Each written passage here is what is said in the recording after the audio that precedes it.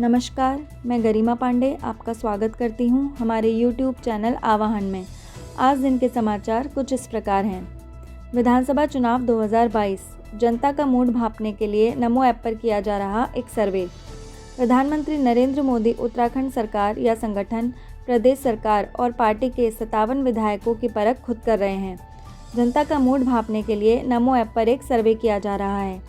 इस सर्वे के माध्यम से उन 5 राज्यों की जनता से उम्मीदवारों के चयन को लेकर अलग अलग मसलों पर राय मांगी गई है, जहां विधानसभा चुनाव होने हैं। उत्तराखंड में यात्री वाहनों का 3 महीने का टैक्स हो सकता है माफ। परिवहन विभाग ने टैक्स माफी का प्रस्ताव वित्त विभाग को भेज दिया है। यदि सरकार प्रस्ताव को पास कर देती है तो प्रदेश में 1.5 लाख मोटर मालिकों को इसका लाभ मिलेगा। कोरोना काल में बस, टैक्सी, ऑटो, विक्रम, मैजिक का काम बुरी तरह प्रभावित हुआ है। यात्री वाहनों के मालिकों ने सरकार से आर्थिक मदद, टैक्स में छूट के साथ ही किराया बढ़ाने की भी मांग की थी।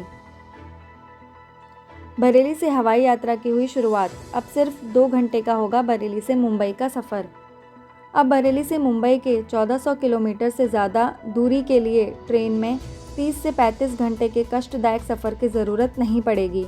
बृहस्पतिवार को बरेली से हवाई यात्रा की शुरुआत के साथ यह सफ़र सिर्फ 2 घंटे का होगा। शनिवार को बेंगलुरु के लिए भी नियमित उड़ानें शुरू होने के बाद बरेली हवाई मार्ग देश के 17 चुनिंदा शहरों से जुड़ जाएगा। नैनीताल में कंपनी द्वारा किसानों को फसल बीमा के नाम पर लाखों रुपए का लगा चूना।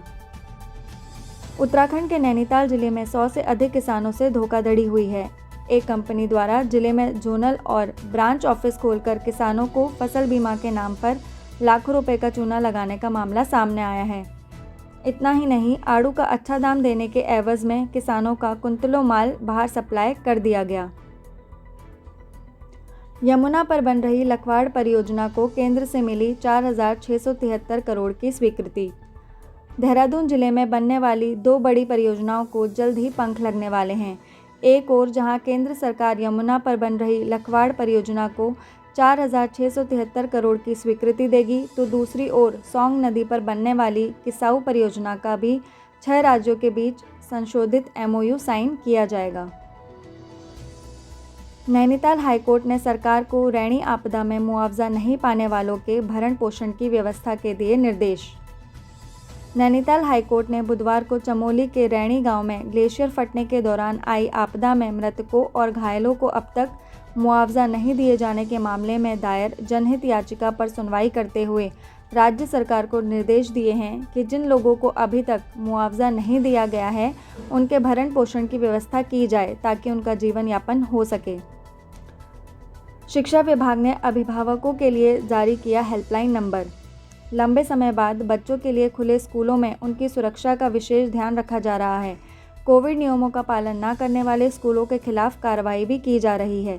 शिक्षा विभाग ने अभिभावकों के लिए हेल्पलाइन नंबर भी जारी किया है, जिस पर स्कूलों में कोरोना गाइडलाइन के उल्लंघन की शिकायत की जा सकती है। केंद्रीय मंत्री नितिन गडकरी ने केंद्रीय सड़क अवस्थापना निधि में 300 करोड़ अतिरिक्त देने का दिया आश्वासन। केंद्रीय सड़क परिवहन एवं राजमार्ग मंत्रालय उत्तराखंड के नए राष्ट्रीय राजमार्गों के लिए 1000 करोड़ की धनराशि देगा। राज्य को प्रमुख मोटर मार्गों की हालत सुधारने के लिए केंद्रीय सड़क अवस्थापना निधि से 300 करोड़ रुपए अतिरिक्त मिलेंगे। शिष्टाचार भेंट के दौरान मुख्यमंत्री पुष्कर सिंह धामी को केंद्रीय सड़क परिवहन एवं राजमार्ग मंत्री नितिन गडकरी ने यह आश्वासन दिया। वंदना कटारिया ने कहा, वर्षों के संघर्ष और परिवार के सहयोग से मिला हैट्रिक गर्ल का खिताब। टोक्यो ओलंपिक में पूरे विश्व को अपनी हॉकी स्टिक का जादू दिखाने वाली उत्तराखंड की हैट्रिक गर्ल वंदना कटारिया ने कहा कि वर्षों के संघर्ष और परिवार के सहयोग से उन्हें हैट्रिक गर्ल का खिताब मिला है। इसे बरकरार रखने के लिए आगे भी संघर्ष जारी रहेगा। वह बुधवार को ग्राफिक एराडीन यूनिवर्सिटी में आयोजित सम्मान समारोह में शामिल हुई थी। तीर्थ पुरोहितों ने देवस्थानम बोर्ड को भंग करने को लेकर प्रधानमंत्री को खून से लिखा पत्र। केदारनाथ में बड़ी संख्या में तीर्थ पुरोहितों ने धरना प्रदर्शन कर सरकार के खिलाफ नारेबाजी की। वहीं अखिल भारतीय तीर्थ पुरोहित युवा महासभा के उपाध्यक्ष एवं केदारनाथ तीर्थ पुरोहित आचार्य संतोष त्रिवेदी ने प्रधानमंत्री को खून से लिखा पत्र भेजा। इस दौरान उन्होंने तीर्थ पुरोहितों के हितों की रक्षा के लिए शीघ्र देवस्थानम बोर्ड भंग करने की मांग की। जमीन खरीदने के बाद अब घर बैठे ऑनलाइन ही मिलेगा दाखिल खारिज। ज़मीन खरीदने के बाद सीधे घर बैठे ऑनलाइन आवेदन करें और ऑनलाइन ही आपको दाखिल खारिज घर बैठे मिल जाएगा। शहरी विकास निदेशालय ने इसकी तैयारी शुरू कर दी है। इसके लिए भी नगर निकायों से टीमें बुलाकर प्रशिक्षण दिया जा रहा है।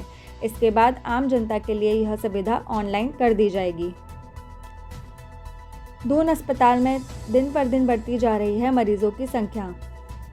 पर्ची बनवाने से लेकर बिलिंग काउंटर तथा पैथोलॉजी लैब में मरीजों की भीड़ उमड़ रही है। बुधवार को दून अस्पताल की ओपीडी में 1125 मरीज उपचार कराने पहुंचे। मरीजों की सबसे ज़्यादा भीड़ मेडिसिन की ओपीडी में थी। यहां 216 मरीजों ने उपचार कराए। इसके अलावा फ्ले ओपीडी में 156 तथा स्किन ओपीडी में 127 मरीजों ने उपचार कराया। क्रायोजेनिक इंजन में आई खराबी की वजह से नहीं हो पाया इसरो का मिशन सफल। भारतीय अंतरिक्ष अनुसंधान संगठन इसरो ने अंतरिक्ष में भारत का निगहबान तैनात करने को श्रीहरिकोटा स्थित सतीश धवन अंतरिक्ष केंद्र से आज सुबह 5:43 पर GSLV F10 के जरिए धरती पर निगरानी रखने वाले उपग्रह EOS-3 का प्रक्षेपण किया, मगर क्रायोजेनिक इंजन में आई तकनीकी खराबी की वजह से यह मिशन सफल नहीं हो पाया। धन्यवाद।